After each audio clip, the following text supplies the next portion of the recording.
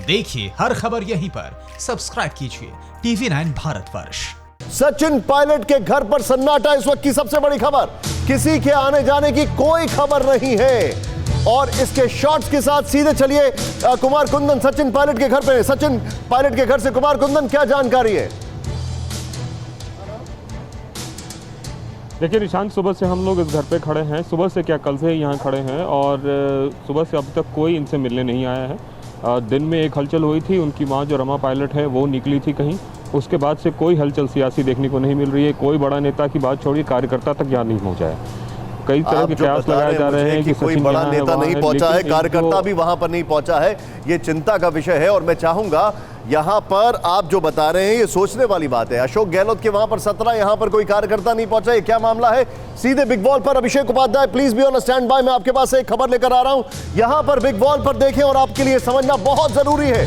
अब यह है बड़ा रोचक एलिमेंट और यहां पर हम जानेंगे कि इसमें मध्य प्रदेश का रोल क्या है। मैं इस तरफ आता हूं, ये देखिए, सचिन के लिए कांग्रेस जरूरी है मजबूरी? समझे, सचिन पायलट के लिए कांग्रेस जरूरी है मजबूरी?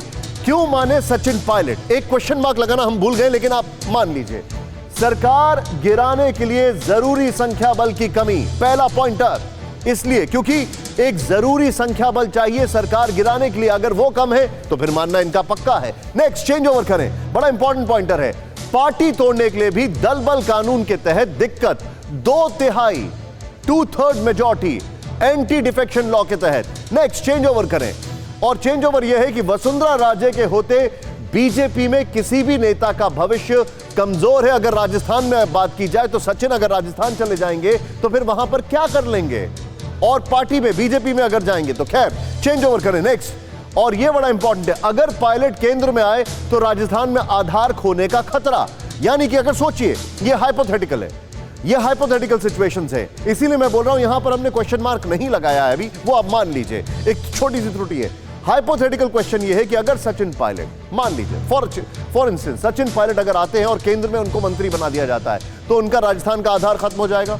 और केंद्र में मंत्री के तौर पर कितनी पावर आएगी, जो अभी के मंत्री उनको देखकर शायद वो कुछ और सोच रहे होंगे। अभिषेक उपाध्याय, मैं आपके पास आ रहा हूं, यही ग्राफिक्स प्ले करिएगा सचिन पायलट के शॉट्स के साथ बिग स्क्रीन पर हमारे साथ। और अभिषेक, मैं सीधा ये हमने जो एनालिसिस दिया है, सचिन पायलट को एक बात समझ में आ गई है, पहले नंबर्स आपके साथ नहीं है, दूसरे अगर बीजेपी में आ गए तो कुछ दाल गलनी नहीं है, तो यहीं रहो, अपने टर्म्स एंड कंडीशंस पे रहो, ऐसे थोड़ा बहुत हंगामा माहौल गर्म करते रहो।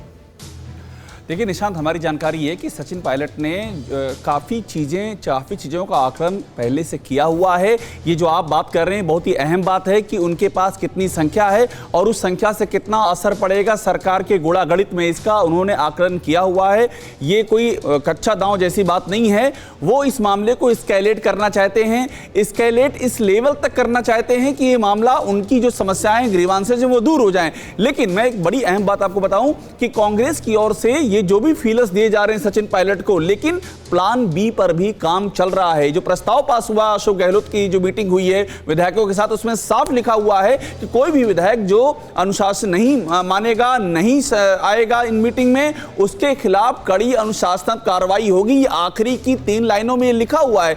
तो प्लान बी कांग्रेस ने अपना तैयार कर रखा है। सचिन पायलट पर उनको अभी ये एतबार नहीं है कि सचिन पायलट मान ही जाएंगे, लेकिन हाँ ये बात सही है कि सचिन पायलट के सामने विकल्प काफी कम है। उनको फीलर्स दिए गए हैं, फीलर्स का कुछ असर भी नजर आया है, लेकिन फिर भी कांग्रेस का प्लान भी तैयार है। न्यूज़ टॉप 9 रोज सुबह 7 बजे और शाम 7 बजे सिर्फ TV9 भारतवर्ष पर।